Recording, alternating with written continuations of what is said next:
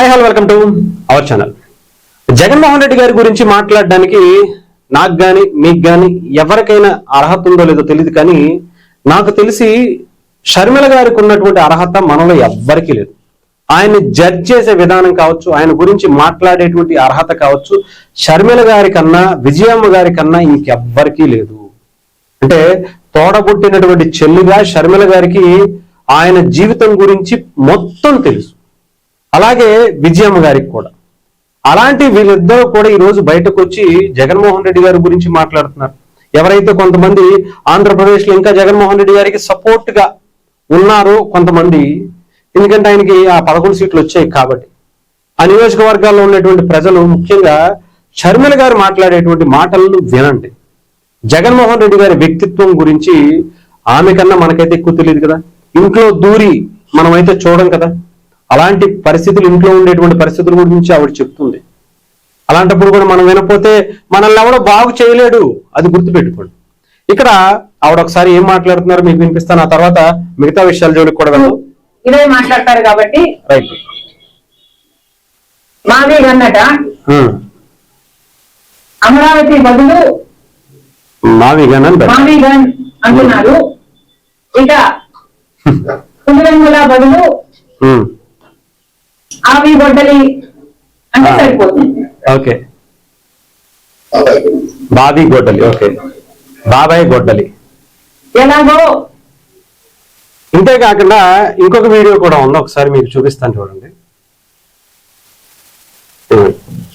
జలయజ్ఞం పూర్తయిపోయాయి. కనీసం రాజధాని ఎంతసేపు గనులు గొడ్డలేనా, ఎంతసేపు నరకాలి, చంపాలి, నాశనం చేయాలి, ఇదే నిర్మించాలి, కట్టాలి అన్న ఆలోచన వైసీపీకి జగన్మోహన్ రెడ్డి గారికి ఉండుంటే అధికారంలోకి వచ్చిన 6 నెలల్లో జలయజ్ఞం పూర్తయిపోయాయి. కనీసం రాజధాని కోసము ఇటుక మీద ఇటుక కూడా పెట్టలేదు. అధికారంలోకి వచ్చిన కొన్ని రోజులకే ప్రజావేదిక అనుకుంటారు, దాన్ని కూల్చేశారు.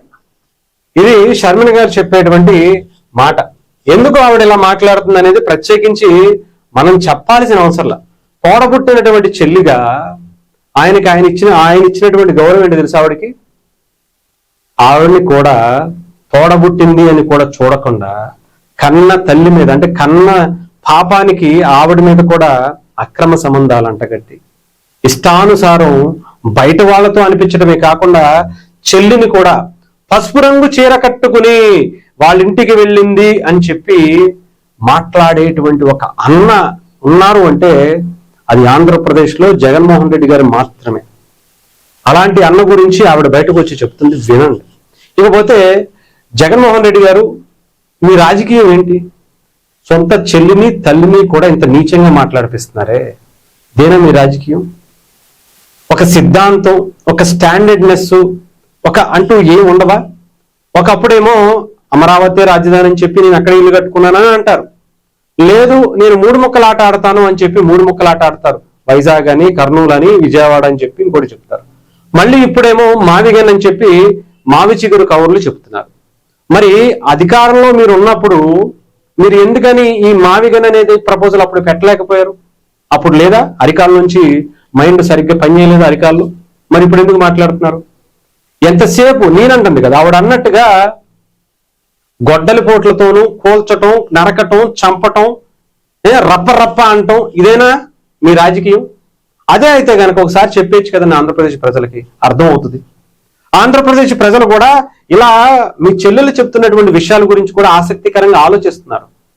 2029లో ఏదో ఒక పార్టీ భూస్థాపితం అయిపోతే బాగుండు అని చూస్తున్నారు. ఇలాంటి దారుణమైనటువంటి వ్యక్తులని ఆంధ్రప్రదేశ్లో ఉండకూడదని కోరుకుంటున్నారు. అందుకే నాకు తెలిసి 2024లోనే దానికి తగ్గట్టుగా అప్పటికే తీర్పిచ్చినటువంటి పరిస్థితి కనిపించింది.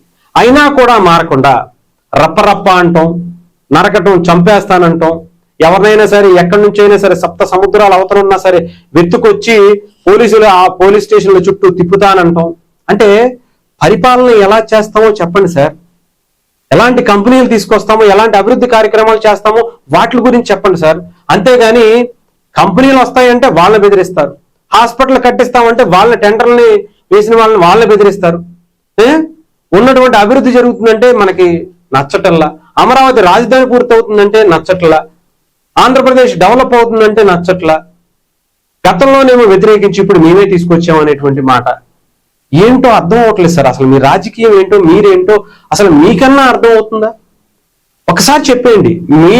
అంటే మేము బాబాయిని చంపి అధికారంలోకి వస్తాం, గుండుపొట్టిని చిత్రీకరిస్తాం, మా రాజకీయం ఇంతే, మేము వస్తే ఎవరినైనా సరే రప్ప అనుకుంటూ నరుక్కుంటూ చేసుకుంటూ వెళ్ళిపోతాం, మా రాజకీయం ఇంతే అని ఒకసారి క్లారిటీ ఇస్తే హ్యాపీగా ఉంటది కదా సార్. దానికి ఆ భావజాలానికి దగ్గర ఉండేటువంటి వ్యక్తులే మీకు ఓటేస్తారో ఇంకొకటి చేస్తారో ఏదో ఒకటి చేసుకుంటారు. ఓపెన్ గా డైరెక్ట్ గా దమ్ముతో మాట తిప్పను అనేటువంటి మాటలు మాట్లాడి అన్ని తిప్పుకుంటూ ఉండేటువంటి మీరు ఒక్కసారి ఓపెన్ స్టేట్మెంట్ ఇవ్వచ్చుగా. పాదయాత్రలో అయినా సరే ఆ మాట చెప్తారేమో అని చూస్తాం.